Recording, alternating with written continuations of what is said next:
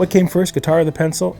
It would have been the pencil. I mean, I've been drawing since I was a little boy all the way back. You know, that's something that, art was something that we didn't really have video games in our family. We had Legos and colored pencils and markers and stuff. So we had a lot of that stuff growing up. When I was about 8 or 9 years old, my cousins, Patrick and Michael, they introduced me to like kind of new wave.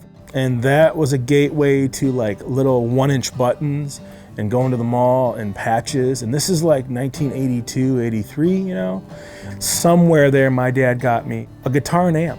And it just, you know, I'll just never forget that little thing. Now, who knows what even model it was. It was an electric guitar, and it had a little bit of a sunburst color and stuff. And it's just the coolest thing. And the sounds you get out of that when it was cranked all the way up, you know, I didn't know what I was doing.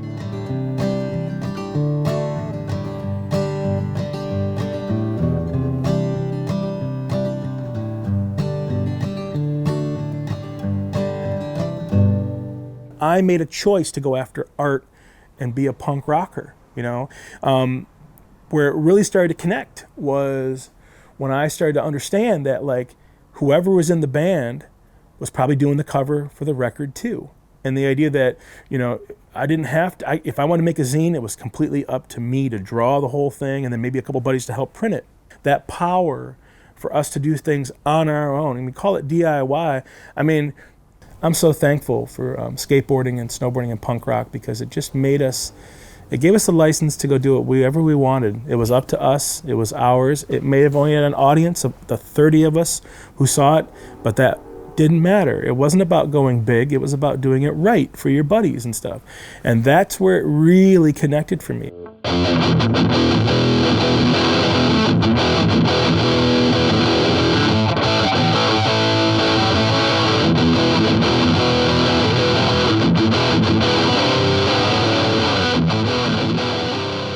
My first guitar was a bass guitar, and my Uncle Kevin, who I owe a lot to, he took me to get my guitar. I saved my money. I was about 17 and drove my little Buick Skyhawk on my very first solo road trip from Traverse City, Michigan down to Detroit to go spend the night with my Uncle Kevin, and he helped me buy my first bass guitar, a Squier, red P bass, and then a little PV amp, right? I remember being in there, you know, and he said, you got to get a couple sets of strings and stuff. And you got to pick these kind. I remember the colors. I remember, you know, the type. You know, he was an Ernie Ball kind of guy. One thing that's always been fun about Ernie Ball is that like, when you walk in, you're like punched by it. Those things scream when you walk into it. I mean, it feels like a rock and roll store. They feel as visceral and as Ernie Ball as they did back when I was a kid. There's just something about that. You know, brands update. Brands are forced to change. They try to get a little competitive edge. And there was just something about how these things were just, and I have a feeling, were the same like they were all the way back. That's an odd thing to stick to your guns. So there's just something about sticking to your guns, you know, and this is who we are. This is our type. This is our color. This is how we talk about it. That's pretty cool.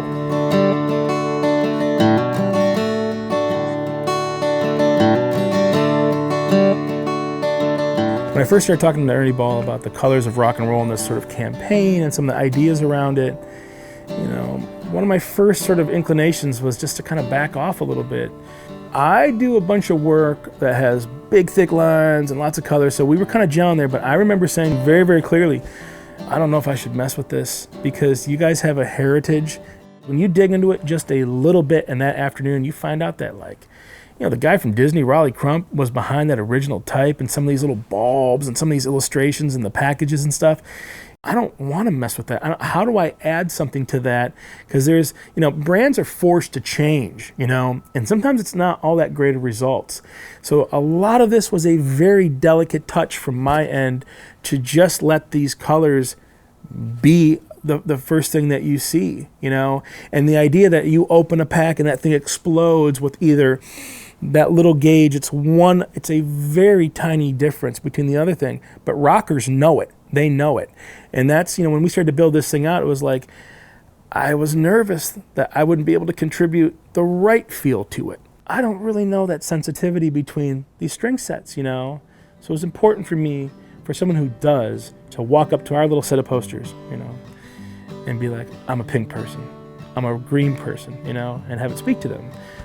when you talk about how art affects inspiration, inspiration affects the art, you know, it's hard for me to answer that, because what I hold so close is the bands I held close to me.